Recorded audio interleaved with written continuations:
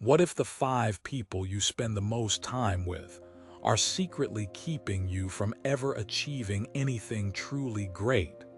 Not because they're evil, not because they hate you, but because of something far more subtle, far more insidious.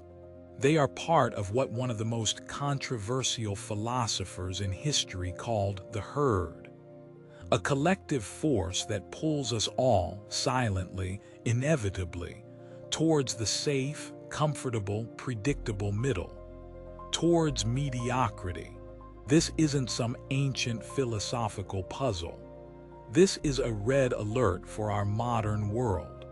The philosopher was Friedrich Nietzsche, and he saw a sickness spreading through society, a preference for weakness over strength, a sickness that is more potent today than ever before.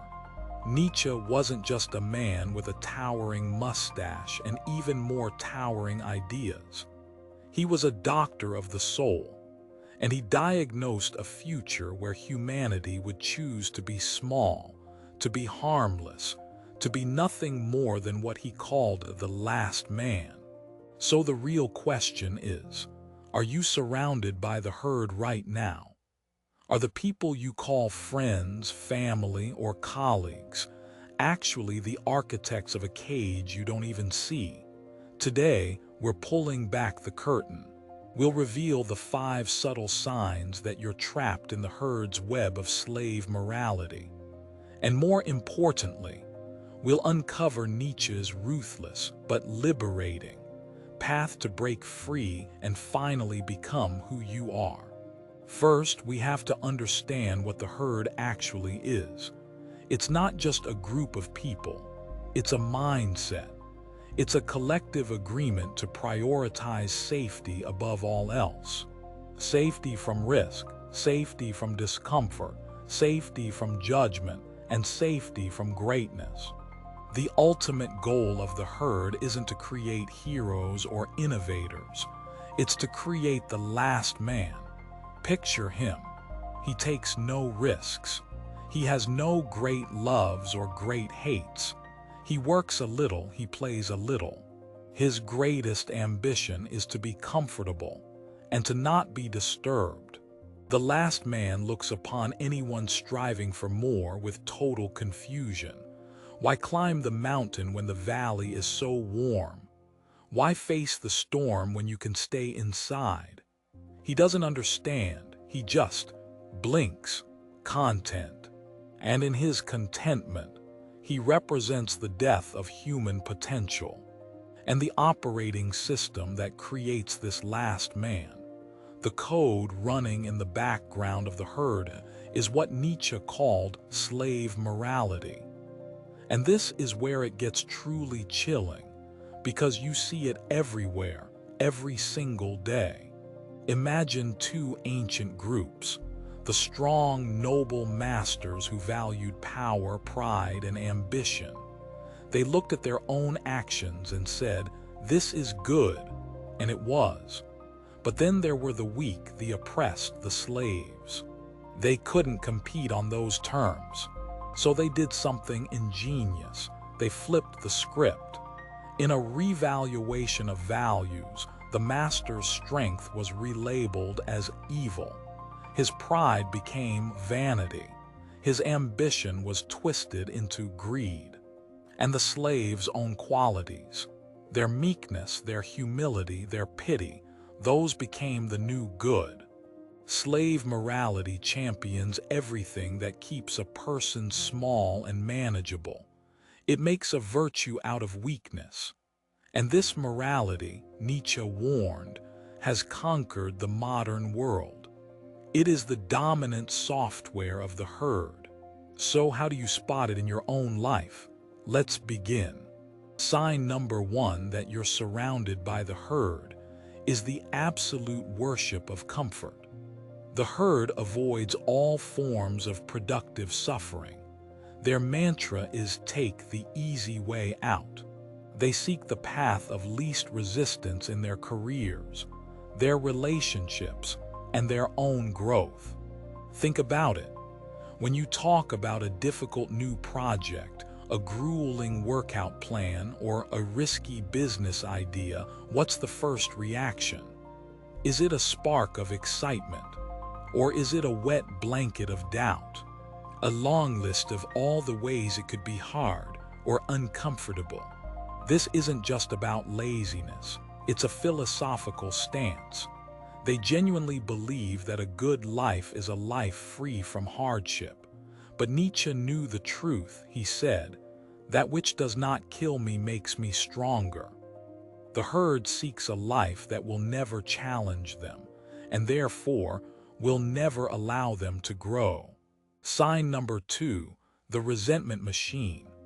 People in the herd are masters of what Nietzsche called ressentiment. This isn't just envy. It's a deep, poisonous bitterness towards anyone who is successful, strong, or happy. It's the sneer behind the fake smile. You see it when someone gets a promotion. The herd doesn't say, "Congratulations, you earned it." Instead, they whisper, "Well, he just got lucky," or "She must have sucked up to the boss." They invent narratives to tear down the achievement, because celebrating it would force them to look at their own inaction. This is the classic crab-in-a-bucket mentality. As soon as one crab starts to climb out, the others pull it back down. Your ambition is a blinding light that exposes their comfortable darkness, so they have to try and smother your light. Pay close attention to how your circle reacts to good news. Sign number 3, the tyranny of pity. This one is tricky because it masquerades as kindness. When you're struggling, the herd will rush to your side. They will offer you endless sympathy. They will tell you how unfair it all is, how you're a victim of circumstance. But here's the dangerous part. They rarely, if ever, offer a way out. They don't push you to be stronger. They don't challenge you to solve the problem. Why? Because your weakness confirms their own powerlessness. It makes them feel okay about being stuck. Nietzsche saw this kind of pity as a profound poison. It keeps people locked in their suffering. True help for him wasn't to cry with someone in the mud. It was to hand them a rope and yell, "Get up. You are stronger than this." The herd offers a warm blanket of pity, but it's a straitjacket in disguise. On to sign number 4, and it's a big one, a severe allergy to ambition. Share a truly massive, world-changing goal with a member of the herd. Watch their face. You won't see inspiration. You'll see fear, discomfort, even a little bit of contempt. The responses are classic. "Oh, that's a nice dream, but you have to be realistic." Or the passive-aggressive, "Wow, aren't you aiming a little high?" Or maybe the classic, "Just be happy with what you have." They frame their doubt as concern for you. But that's a lie. What they really don't want is for you to succeed. Because if you, an ordinary person, can achieve something extraordinary, it shatters their excuse for staying small. Your potential success is a judgment on their contented mediocrity. They're not trying to protect you. They're trying to protect themselves. And finally, sign number 5, the relentless celebration of sameness. The highest value in the herd is to fit in, to conform.